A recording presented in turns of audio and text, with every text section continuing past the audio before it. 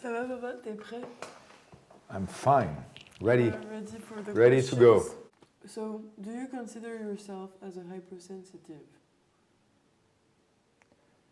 I'm a very hypersensitive, but I've been hiding it for almost, I don't know, when you're born or when you're very, very little, it's hard to remember your hypersensitivity. So I guess I probably had started to feel about it when I was like 2 years old.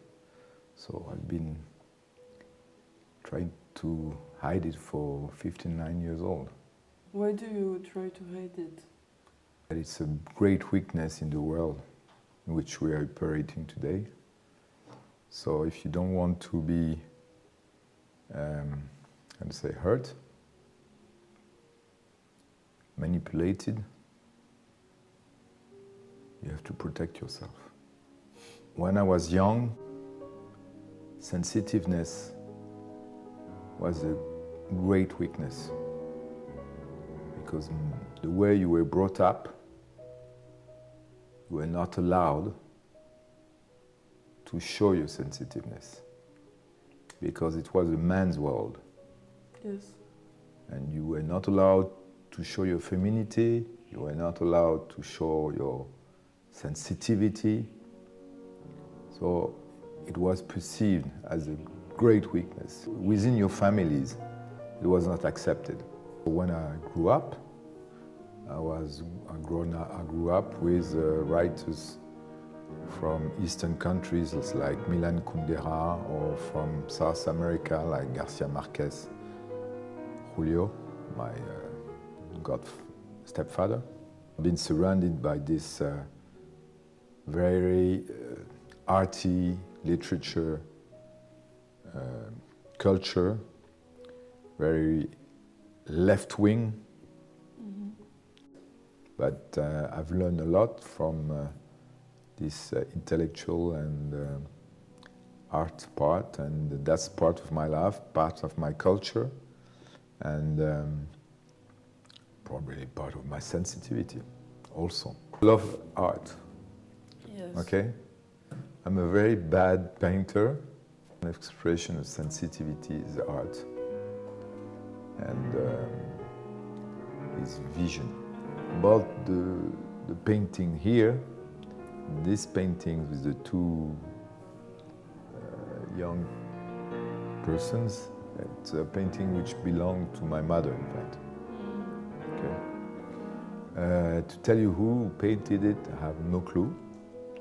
I quite like it because it's dynamic, but also is gray, which is a bit of myself. Most of the time, when a person asks how do you define yourself in your professional life, I always say I'm a pessimist, active. I bought this at an auction, this photo.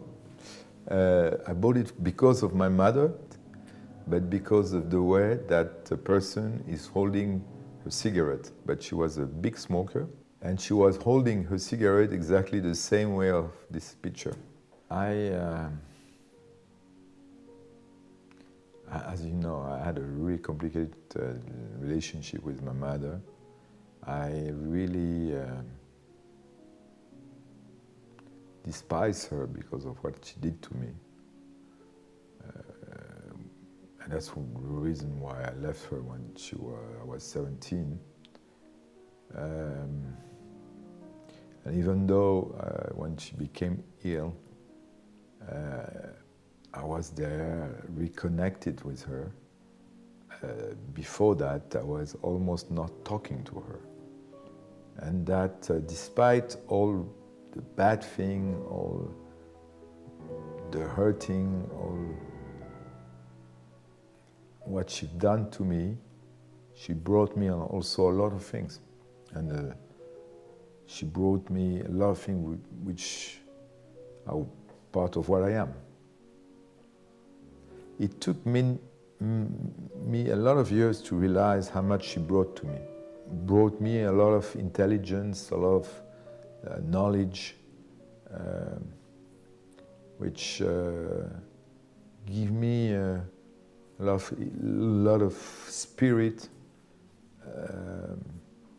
But at the first time, my reaction was, she made me cry. When I was in the morning, she was yelling at me. At 10 o'clock in the morning, she already had drank a bottle of vodka. That was my life. And you know why? Because she didn't, when I got abused, she was not aware. And she didn't protect me because she wasn't aware. And I guess that's also something which maybe, even though I was very sensitive, I could not express it. You were under shock. I was on my own. And in fact, in most of my life, I've been on my own. Do you feel that way now? Not always. What do I do when I feel lonely? Yes. I smoke a cigar and I listen to music. My young, the mini Christophe. Yes, mini Christophe. The mini Christophe. I would first tell him, be sensitive, but protect yourself.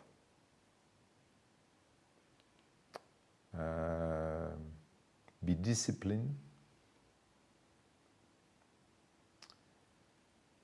Use your talents, but work, because without work, your talents is worth zero. And be ambitious in life. And believe in you. Okay. Well, thank you, Papa. Thank you.